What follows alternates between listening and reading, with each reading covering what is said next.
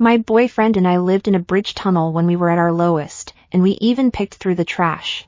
Later, he bravely saved a girl from her boyfriend's bullying, but the boyfriend injured him and he was sent to the hospital. The boyfriend was very rich, and with the compensation money, the two of us gradually entered high society. Just as we were about to get married, the girl he had saved suddenly appeared, disrupting our wedding. The bodyguards tried to get rid of her, but my boyfriend stopped them.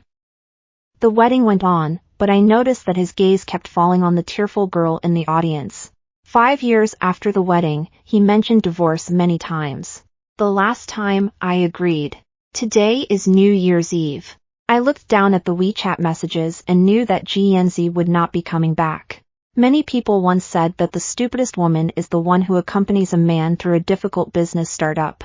I originally thought that GNZ was a special example, but I didn't expect that over time, he would become an example to support the argument. I deleted his WeChat and signed the divorce agreement he had left on the coffee table. Just as I finished signing, I heard a noise from the entrance. I looked up and saw Hiroshua leaning intimately on GNZ's arm. Hiroshua was the girl GNZ saved 5 years ago, and I never expected that since then, GNZ had completely changed.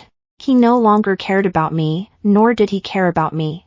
Even when Hiroshua wanted to claim her status, he told her with red eyes that he married Shinhwaiwei only because she had taken such good care of him during his hospital stays over the years, and because she had worked hard with him to create such a wealthy family. If it weren't for those reasons, he would not have chosen to marry her. I don't know how many people these words passed through before finally reaching my ears. I think I was probably the last person to know what was in his heart. This morning when he mentioned divorce, I agreed. GNZ lowered himself and took a pair of plush slippers from the shoe cabinet and placed them at Hiroshua's feet.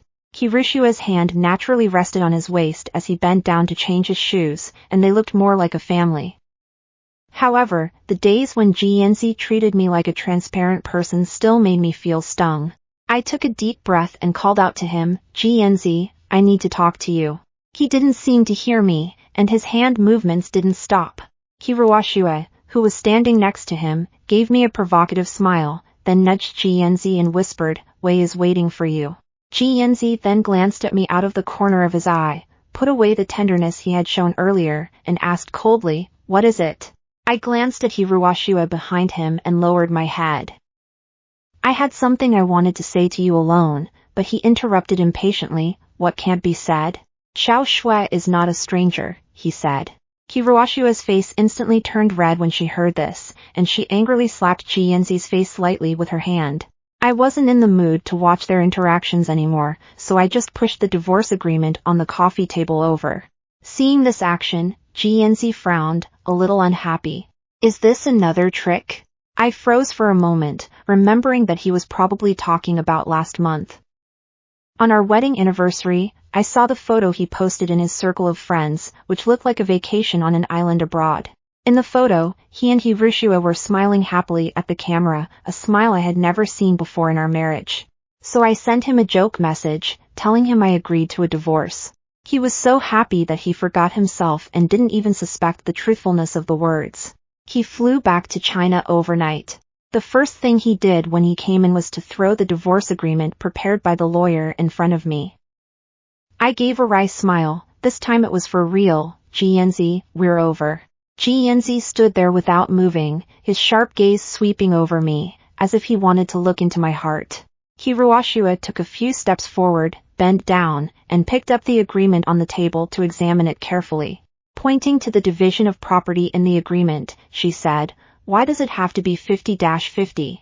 I remember that after you got married, it seems that you didn't contribute much to the company, did you?" Seeing that Hiroshua had crossed the line like this, and GNZ still didn't object, my heart fell to the bottom of the pit. I turned cold and said sternly, "This is between my husband and me. When did you get involved?" Hearing this, Hiroshua immediately put the agreement on the coffee table with a pained expression. Tears welled up in her eyes as she said, "I was just asking, no hard feelings." I didn't expect Wei to get so angry. GNZ couldn't stand it when Hiroshua cried, so he immediately took her into his arms, while scolding me. "Shinhwaiwei, what's wrong with you? She only asked one question, and you're so angry about it?" I wanted to argue back, but seeing Jianzi's sudden anger, I felt like my throat was stuck and I couldn't say anything. Looking at his nervous expression, I suddenly remembered Jianzi before I met Hirushue. Back then, even if I accidentally broke the skin, he would feel heartbroken for days. I know that this heartache and love have not disappeared, they have just been transferred to someone else. I don't know what went wrong either, that has brought us to this. I gathered my thoughts and handed him the divorce agreement on the table. After all, I have been with you for so many years. The division of property in the agreement is very reasonable. Jianzi was distracted and knocked the divorce agreement out of my hand. I don't want to talk about this today. Upon hearing this, Hirushue, who was leaning against him, immediately became unhappy. She pouted her lips and asked in a distressed voice, "Why? She has already signed it, isn't this what you have always wanted?" "Yes, isn't this what you've always wanted? Now why don't you mention it again?" Ji Yan lowered his head and comforted her patiently, his tone full of affection. "Have you forgotten why we came back?" Hirushue shook her head to indicate that she hadn't forgotten, and told him to go quickly. Ji Yan walked towards the stairs, and I think I understand why they came back. Probably to come back and get their passports to travel abroad again. Just like last year. But this time, the result shouldn't be that I'll be left at home alone. After Ji Yan resigned, Hirushue looked at the table full of food, then looked at me again with a sarcastic expression, and her previous gentle image was gone. "Sister Weiwei, I'm really sorry, Yanji insisted on taking me with him on the trip abroad. I couldn't refuse either. You've been married to him for so many years, and he hasn't taken you out, has he?" Seeing that I didn't say anything, she held out her hand for me to see the ring on her index finger. "Yanji gave me this ring, and I already said that I didn't like it, but he insisted on giving it to me anyway. And emerald rings of this size are not easy to find on the market." Hearing her brag non-stop, I suddenly felt a little annoyed. I interrupted her, my tone clearly mocking. Indeed, there are not many people who repay kindness with hatred. Seeing her face turn for a moment, my depression eased slightly. However, I was not able to gloat for long, as the angry voice of Jianzi came from the stairwell. "Shenhuiwei, shut up." Before the words had finished, Jianzi walked quickly up to me and took Hirushue behind his back. "I've told you many times not to bully her, can't you understand? I've only been gone for a short while and you've started again." His expression was cold, and there was a hint of anger in his voice. I tried to defend myself. "How can you say I'm bullying her?" Hirushue pulled his sleeve, appearing to be very reasonable. "I'm fine, we can go now, otherwise we'll miss the plane." Her eyes were triumphant and provocative as she spoke, as if to tell me that no matter what I said, he would not believe me. Jianzi was finally appeased, and they walked out the door holding hands. Before the door closed, I heard Hirushue ask discontentedly, "Why didn't you sign it? Aren't you afraid she'll change her mind?" Before the door closed, I heard Jianzi say, "Be good, it's New Year's Eve, let's not talk about these unpleasant things." As I looked at the closed door, I was still very resentful. It took 7 years for him and me to go from having nothing to now being able to spend money like water. All these years, he always said that he wanted me to take care of my health, and let him handle all the big and small matters of the company. In fact, he gradually took over the power in my hands long ago, and now I have completely become an executive with an empty shell. I can no longer participate in the big and small matters of the company. This is also the reason why I don't want a divorce. How can I have the opportunity to enjoy such things when others have already done the hard work for me? Even if Jianxi is determined to benefit Hirushue, I will try my best to stop it. Early the next morning, I booked a morning flight to Pingqing. I have wanted to visit here for a long time. When I was young, I had no money, and when I had money, I had no one to keep me company. I rented a room here, and on sunny days, I can see the magnificent snow-capped mountains. The landlord, Lin Su, is about the same age as me, and he always speaks with a faint smile. Most of his houses are in remote places, and it is now the off-season, so I am the only tenant. He heard that I wanted to climb the snow-capped mountains and told me that the recent snowstorm had caused all mountain climbing trips to be cancelled and that I would have to wait until the weather improved before I could reschedule. I had been preparing for this climb for half a year and was a little disappointed. However, he suggested that if I wasn't in a hurry, I could stay here for a while. There were many other interesting places to visit besides the snow-capped mountains. I actually didn't have much to do. I didn't need to worry about work and my husband was with someone else. On the first day I stayed here, I watched the snow fall with him in the doorway all night. I asked him embarrassedly to find me a reliable mountain guide, even if it was expensive. He thought for a moment, nodded, and then pulled out his phone to look through the contacts in his address book. At that moment, the phone in my pocket suddenly vibrated. I took it out and saw that it was a reminder from the operator about an overdue payment. After paying the bill, 3 new messages popped up from GNZ. The first one asked why I had deleted his WeChat. The second one asked me to go to the drawer in the study and find a black file, check the content and send him a photo. Where is the person? Don't pretend you can't see it. I deleted the 3 text messages so I wouldn't be bothered. I also blocked his number. After living in Pingching for half a month, the hiking trails were finally reopened. Lin Su became my guide for the past 2 weeks, showing me the sights of Pingching and the surrounding area. I wanted to pay him, but he shook his head and refused. He was very gentlemanly, and in fact, it was not quite accurate to describe him as a gentleman. He had almost no common shortcomings of men, and his gentle personality and courtesy towards others made him perfect, satisfying the fantasies of many women about their ideal partners. On the night before our hike, Lin Su still did not recommend a guide to me. At that time, I was watching a variety show with Lin Su in the living room while eating dinner. I couldn't wait any longer, so I asked him about finding a guide for me. Lin Su took 2 guide certificates out of nowhere and placed them in front of me. Then he glanced at the equipment in the corner and said, "I'll be your guide tomorrow." As soon as he finished speaking, a bell rang outside the courtyard. Lin Su put down his bowl and went to open the door. A few men came in, embracing 2 people. As soon as I saw the 2 people clearly, the chicken leg in my hand froze. Isn't this Ji Yanzi and Hiroshua? Why are they here? When Hiroshua saw me, his eyes widened instantly, and his hand, which was clutching the hem of his shirt, tightened. Wei, why are you here? Ji Yanzi also froze for a moment when he saw me, and all the emotions on his face were revealed at once. He was silent, his eyes flashing with anger, a sneer at the corner of his mouth, his face looking very ugly. I crossed my legs and put the chicken leg in my hand into the bowl, pretending to be confused as I looked at the 2 people in front of me. Who are you? Lin Su asked one of them with some confusion. Qin Yu, what's going on with you guys? A man standing next to Ji Yanzi hurriedly cleared his throat and said, We a few took a job and came to be their guides. I heard you took a job recently, let's go together. The others agreed. Following Su Gu, the success rate is really high. Hearing what they said, Lin Su's team did have a good success rate. I let out a sigh of relief and looked up to count the people standing behind the 2 of them. I couldn't help but ask, 2 people, why do you need 6 guides? Before Ji Yanzi could speak, Hiroshua spoke up first. Yanzi was worried that something would happen to me on the way, so he hired a few guides to ensure my safety. Besides, we've brought so much equipment, someone will always need to carry it for me, right? Hiroshua leaned happily on Ji Yanzi's shoulder, completely unaware that his gaze was always fixed on me. Clearly, Hiroshua is very important to him. I nodded lightly, no longer feeling annoyed for him as I had before. That night, I was organizing my equipment in my room when I suddenly heard someone knocking at the door. When I opened the door, I saw Shishu with a smile on his face.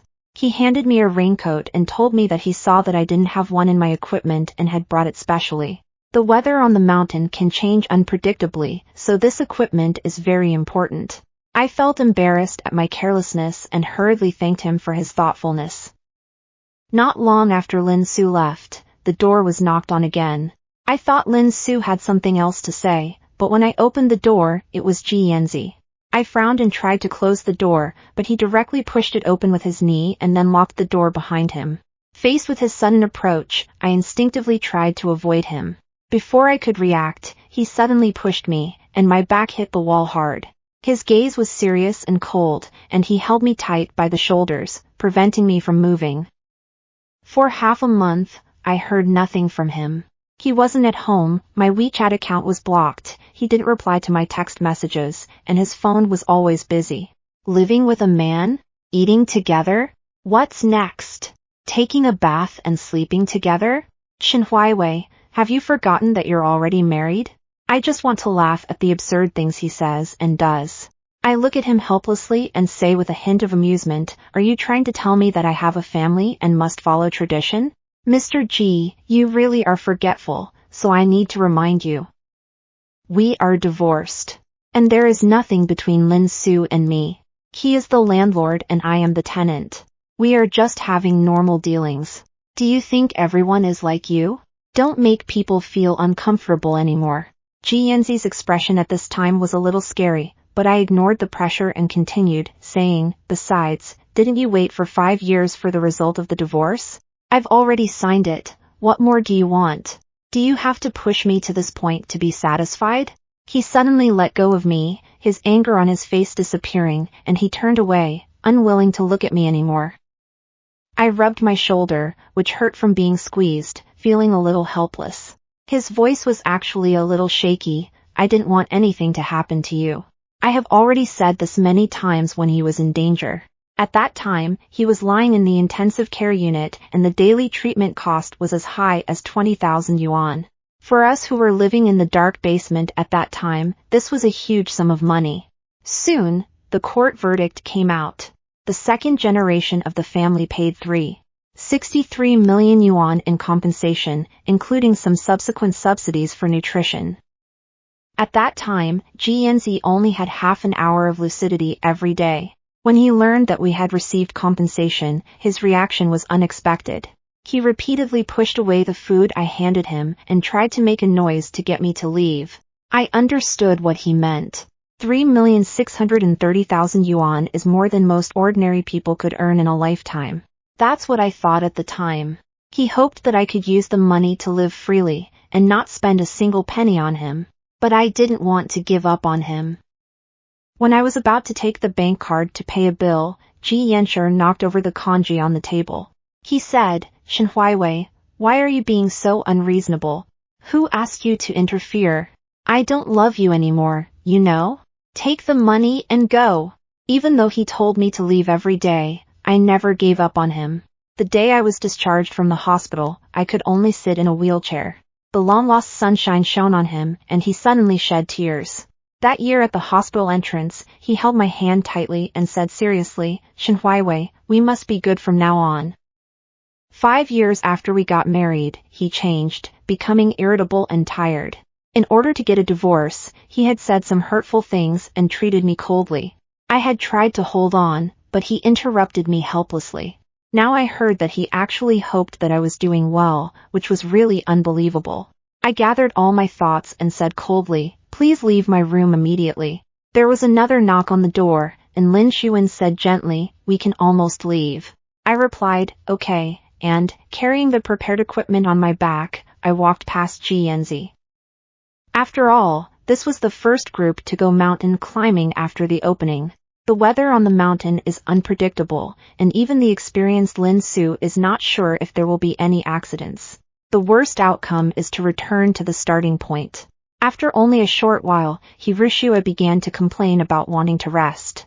The guides, who had been patient from the beginning, became a bit helpless and began to smoke and look at the scenery. Ji Yanzi looked at Hiroshua's whining expression with an expressionless face, and in a tone of voice that was rarely impatient, he said directly that if it didn't work, they would go back. Upon hearing this, Hiroshua's tears were about to fall, and she resolutely stated that she would not go back. I followed Lin Su. When he saw Hiroshua lagging far behind, he used the walkie-talkie to inform Qinyu to pay her more to find a horse so that she wouldn't delay the group. After a pause, he looked at me, and I immediately shook my head to indicate that I didn't need it. I had started practicing climbing stairs and jogging half a year in advance for this hike. Although I was a little out of breath now, it was within my tolerance range. The pace over there was fast, and soon the horsepackers caught up with their horses in tow, and we continued on our way. I gradually got used to the altitude and kept up with the pace of the group. After 4 hours of hiking, we finally reached the base camp. From here on, the rest of the way could not be done on horseback. Hiruashua sat down on a large stone and complained about feeling unwell. She had a headache, needed to breathe oxygen from time to time, and her legs hurt. I kindly advised her that if she couldn't bear it, she could choose to return now. At least she could still ride a horse on this part of the journey. Upon hearing this, Hirushua's face immediately changed. She said, "I know what you're thinking, but I'm not going back." Looking at her almost crazed eyes, I felt helpless. I couldn't persuade her with kind words, so I let her be. Anyway, she had hired 6 guides, so the worst that would happen was that they would take turns carrying her up the hill. After dinner, Lin Su reminded them of a lot of precautions. Towards the end, Hirushua became a little dissatisfied and asked, "What's the point of saying so much? I paid so many guides just to reach the top. If I can't reach the summit, then what's the point of spending so much money?" As she spoke, I glanced at Jianzi. Hirushua really is spoiled by him, and she is increasingly not taking others into consideration. Jianzi kept his head down, not knowing what to think, and his fingers tapped his leg unconsciously. I knew that he was probably very annoyed at the moment, and only a small spark was needed to set off his emotions. After all, we have been together for many years, and I know every little move he makes. Lin Su ignored Hirushua and continued to explain the precautions. After she finished, she walked over to me and reminded me to go to bed early that night, and that we would start the ascent after breakfast at 3 a.m.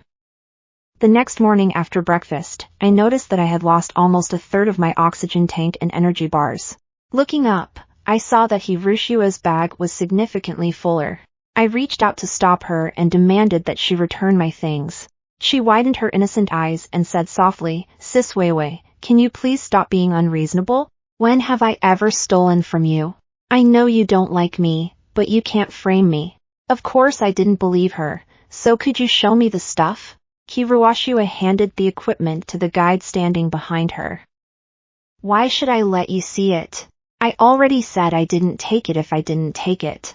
I suppressed my anger and said, "All my supplies are marked. If you have a clear conscience, you can open it for me to verify." Jianzi heard a noise and came over immediately. His face wasn't looking too good.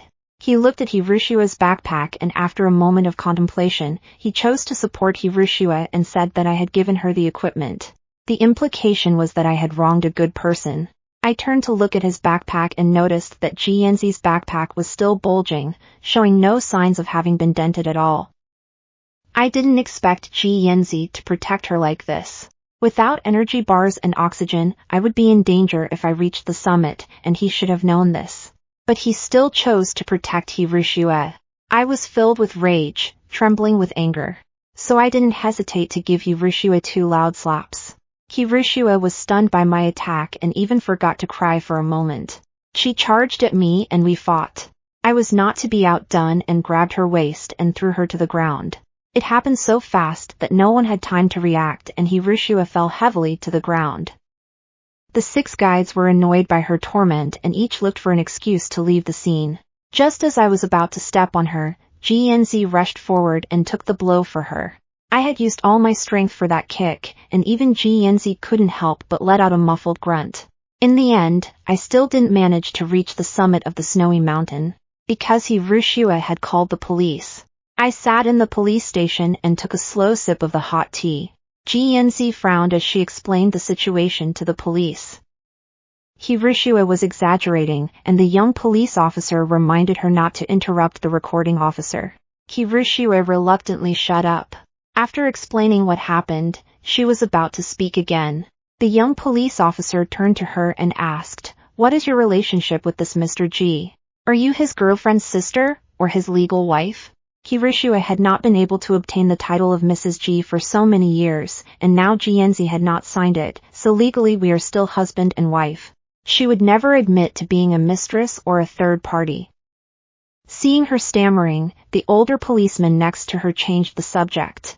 I didn't say a word the whole time, just calmly asking for cup after cup of hot tea. Hiruashua was anxious when she heard that Jianzi intended to not pursue subsequent responsibilities. Why should we swallow our anger? She was the one who started it. Jianzi seemed a little annoyed and interrupted Hirushua's next words. I said that if I said I wouldn't pursue it, then I wouldn't. This matter has passed, so let's not mention it again. Since meeting Jianzi in Pingcheng, he seemed to have changed a lot. I didn't want to delve into the reasons behind his actions. After walking out of the police station, Jianzi caught up from behind, grabbed my wrist tightly, and pushed me into his car.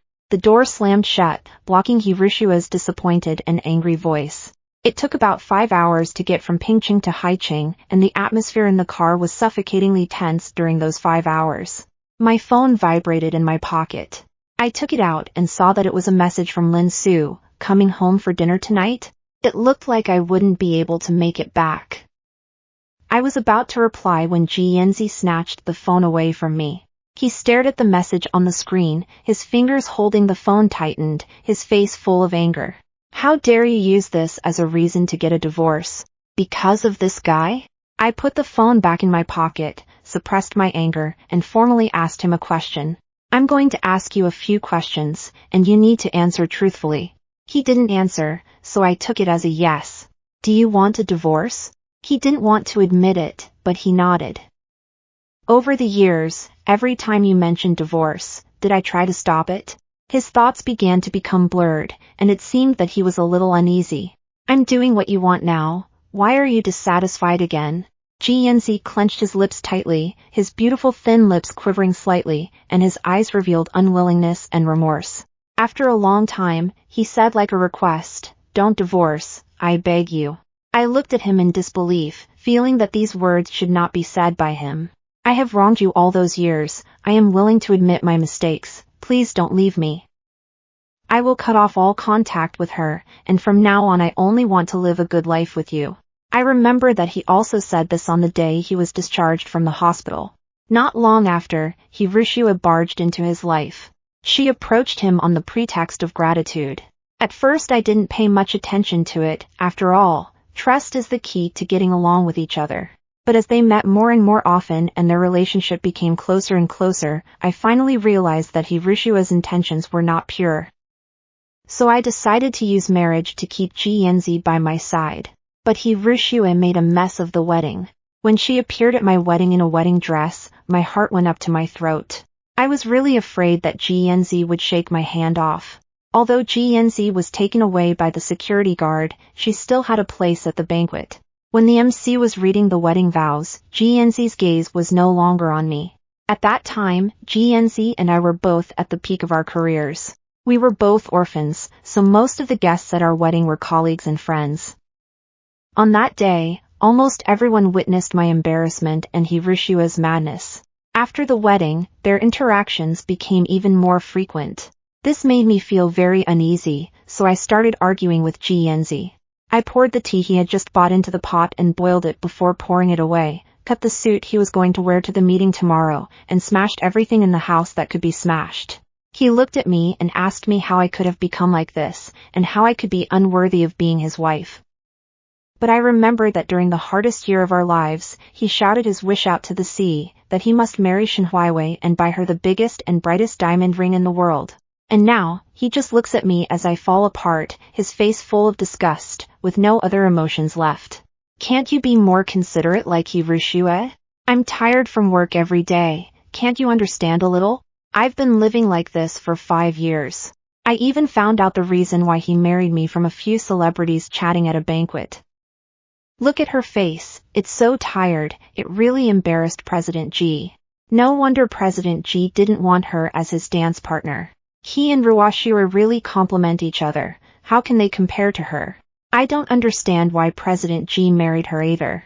In fact, if she hadn't accompanied Jianzi for so many years, people would gossip about them if they separated, so Jianzi had no choice but to marry her.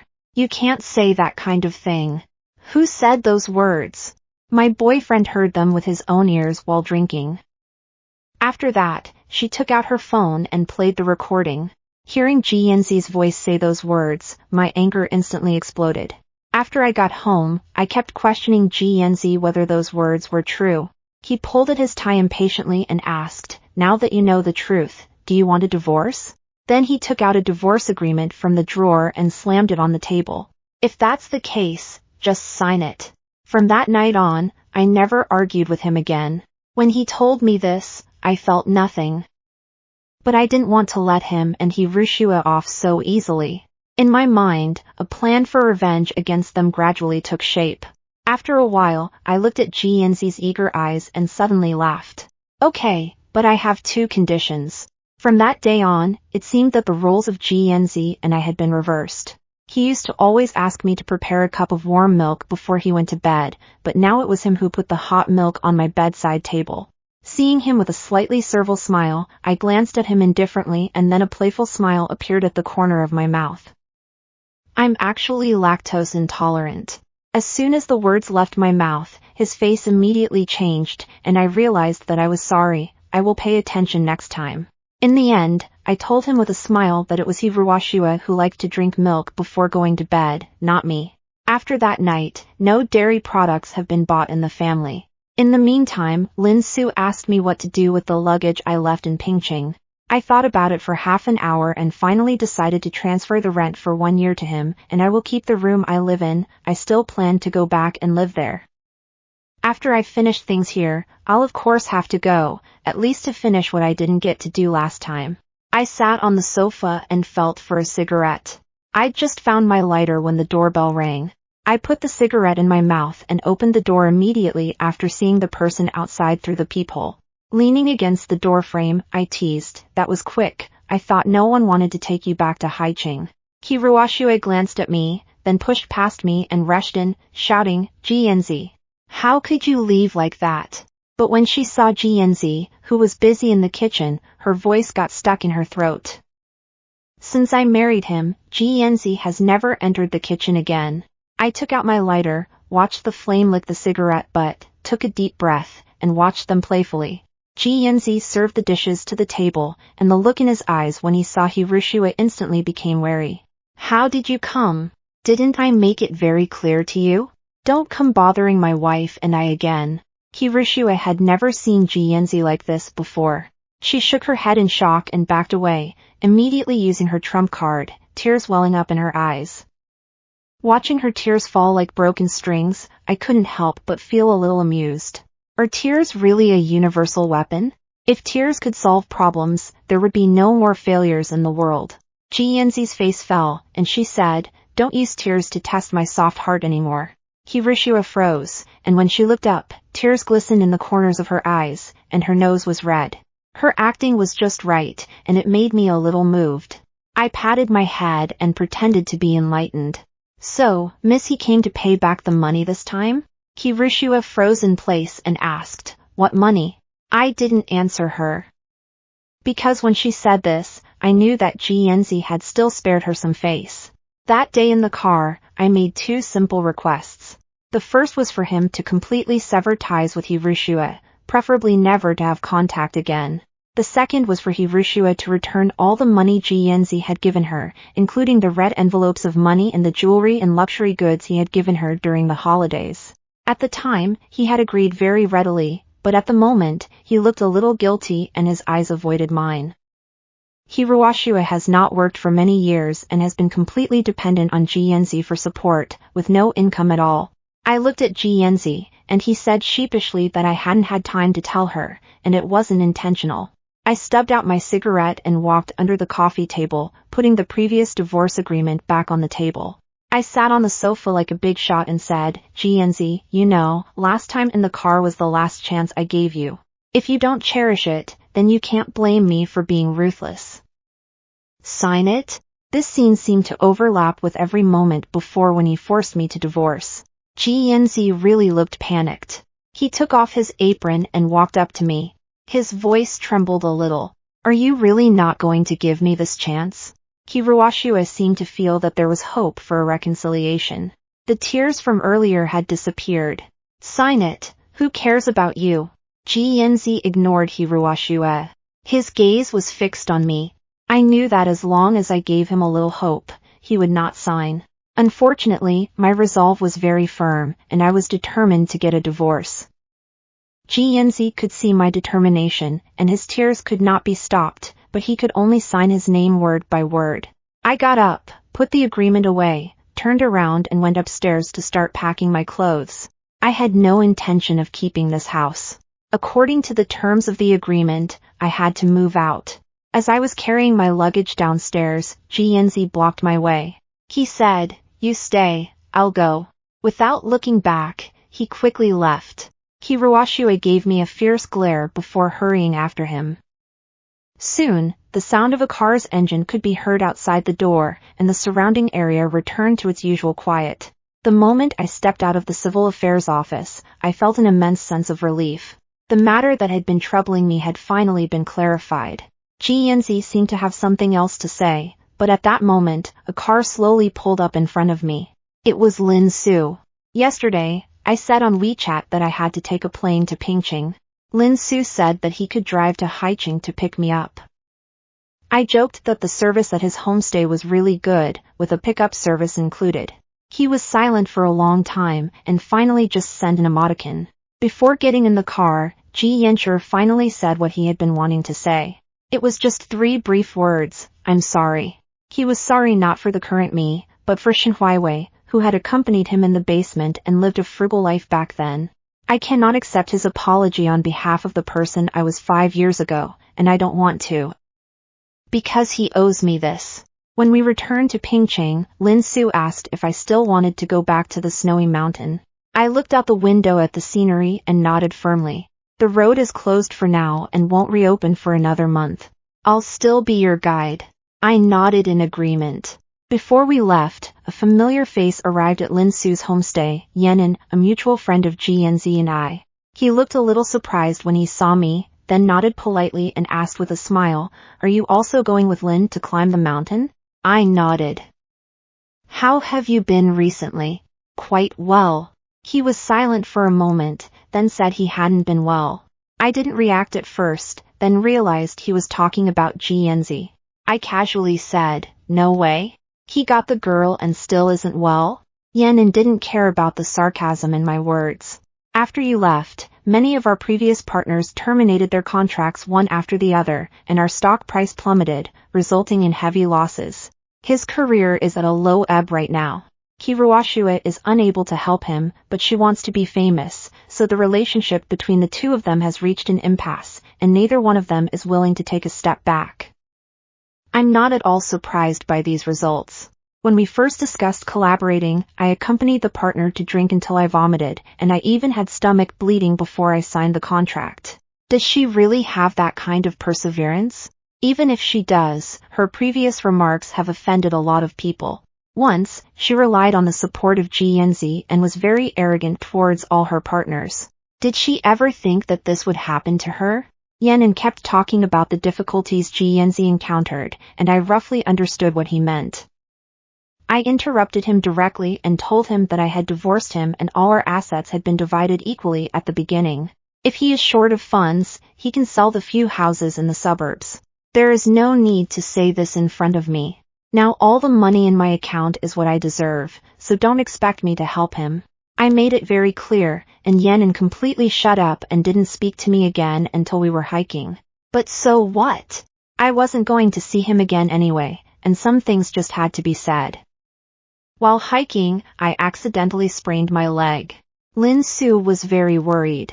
Should we continue? I looked up at the towering snow-capped mountains and nodded with gritted teeth. His gaze lingered on my face for a long time before he looked away. I said, "Okay, I'll support you." When we actually reached the top of the mountain, the wind stung my face. Lin Su hung the mountaintop medal around my neck and took a photo of me on top with his camera. It was easier going up than coming down, not to mention the fact that I was limping. Several times I lost my balance and almost fell, but fortunately Lin Su caught me in time. In the end, he carried me down the mountain. Back at the homestay, he frowned as he took out medicated wine to rub on my bruises and said, "Shen Huiwei, you're too stubborn. Your leg is swollen like this and you still want to reach the top."